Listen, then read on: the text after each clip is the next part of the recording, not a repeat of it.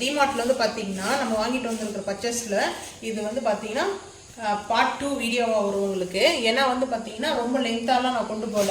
இது வந்து பாத்தீங்கன்னா உளுத்தம் பருப்பு வந்து பாத்தீங்கன்னா எல்லாமே வந்து டிமார்ட்ல வந்து பாத்தீங்கன்னா ஃபர்ஸ்ட் குவாலிட்டி தான் வந்து நல்லா இருக்கும், சூப்பரா ஃபர்ஸ்ட் குவாலிட்டி வைப்பாங்க. ஸோ ரேட்டும் வந்து பாத்தீங்கன்னா நம்மளுக்கு வந்து ரேட் வந்து பாத்தீங்கன்னா நாங்கள் வாங்கியிருக்குது 168 ரூபாய்க்கு வாங்கியிருக்கோம். 1 கிலோ வந்து பாத்தீங்கன்னா 120 ரூபா உளுத்தம் பருப்பு.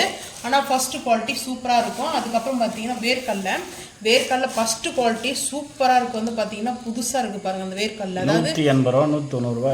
இதோட ரேட் வந்து பார்த்தீங்கன்னா வேர்க்கடலையோட ஒரு கிலோ ரேட் வந்து பார்த்தீங்கன்னா 124 ரூபா, 124 ரேட்டு. நாங்கள் வாங்கியிருக்கிறது பர்ச்சேஸ் பண்ணது வந்து பார்த்தீங்கன்னா 215 ரூபா 51 பைசாக்கு நாங்கள் வந்து வாங்கியிருக்கிறோம். வேர்க்கடலை வந்து பார்த்தீங்கன்னா சூப்பராக இருக்கும். ஃபர்ஸ்ட் குவாலிட்டி வந்து பார்த்தீங்கன்னா வேர்க்கடலை. அதுக்கப்புறம் வந்து பார்த்தீங்கன்னா காஞ்சி மிளகாய் வந்து 236 ரூபா கிலோ.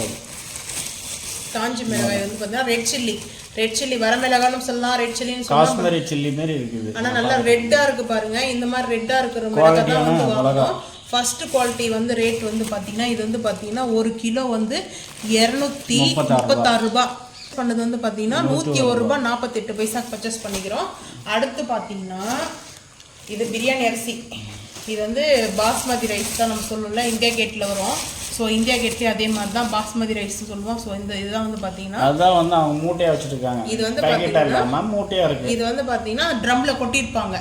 வேணுன்றவங்க வந்து எடுத்துக்கலாம். பேக்கெட்டாக வாங்கும்போது நம்மளுக்கு கொஞ்சம் அதிகமாக காசு ஆகும். இந்த மாதிரி லூஸில் நம்ம வந்து வாங்கும்போது கொஞ்சம் காசு சேவ் ஆகும். இதோட ரேட் வந்து பார்த்தீங்கன்னா 1 கிலோ இது ரேட் வந்து பார்த்தீங்கன்னா 81 ரூபா போட்டிருக்காங்க. 1 கிலோ நாங்கள் வாங்கியிருக்கிறது வந்து பார்த்தீங்கன்னா 193 பைசா.